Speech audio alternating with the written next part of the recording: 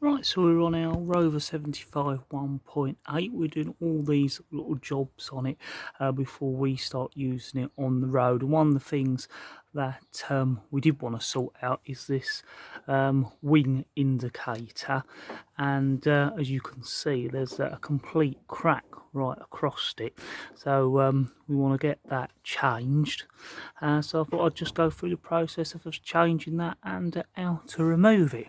Now normally when you come round to your wheel arch, you'd have a wheel arch liner in there, and although you possibly can get it out without removing this wheel liner, I think it's certainly going to be a lot easier. We've got it out on the other side and I've already done the job on that side, and it's a lot easier if you can get your hand up into that wing there. If you'd like to see how to remove the wing, there's a little video we did on us replacing this air ducting tube, and as part of that the wing liner was removed. So if you watch that, you'll see how we removed the wheel liner, but more or less it's a case of finding the different screws and bolts, removing them and pulling the plastic liner out. So if I now bring you inside the wing, you can see the back of the side wing indicator, and on the bit nearest to us, hopefully you can see there's just a little plastic clip, and all you need to do is reach in and push that clip and then start to gently push it out and over, and it should just pop out like that. Once we get to the other side, hopefully you can see there's that little clip that I was pushing on, and then you just pull it over so that the little nodules on the other side come out, and as you see it just flew out, and then it is simply one of those standard sort of clips that you push on the back and pull it out. Right, so what we did, we bought two new indicators. There seems to be quite a lot of them about online, a lot of LED types. We wanted one with the original bulbs, which are a little bit of extra looking, got us to find these. And I think the reason there does seem to be a lot of LED upgrades and tinted ones and the normal ones, if you look long enough, is that these indicators, these side indicators, were used on so many different cars. They were used on the 75, the 45, I think it might have been the 25, and it was certainly used on some of the Land Rovers and Freelander as well. So lucky enough, there's a lot of these about. This is the old broken one, and as you can see, hopefully the new replacement is more or less identical.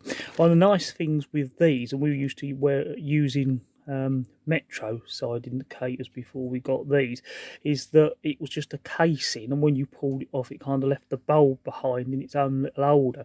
What's nice about these is that if you just twist it and pull it out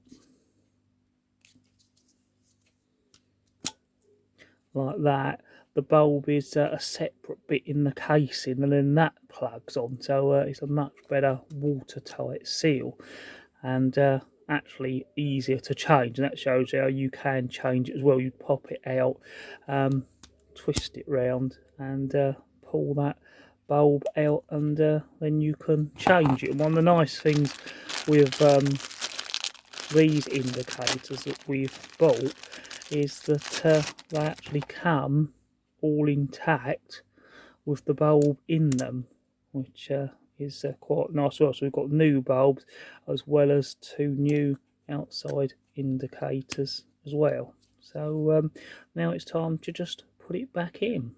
So what we also like to normally do is just put in a little teeny bit of contact cleaner, just in case there is any corrosion in the contacts. That just makes sure that it gets rid of it. They look pretty good anyway.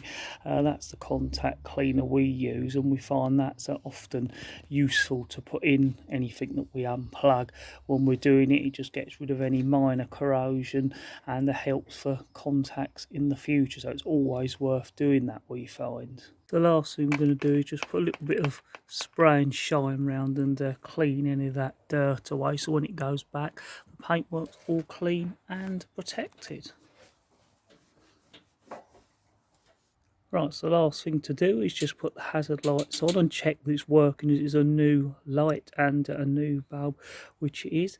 And then we can just then gently slot it back into place, making sure that the clip faces the front of the car so you can get to it again easily next time. And it just more or less slots in and clips in, and that is our new side indicator fitted. Hopefully that's been of use to you. As we had to do it, I just thought we would cover it. As always, don't forget to look at our other videos and look at our Instagram and Twitter page as well. And if you've liked the video, like it and subscribe to the channel for more on our Rover collection.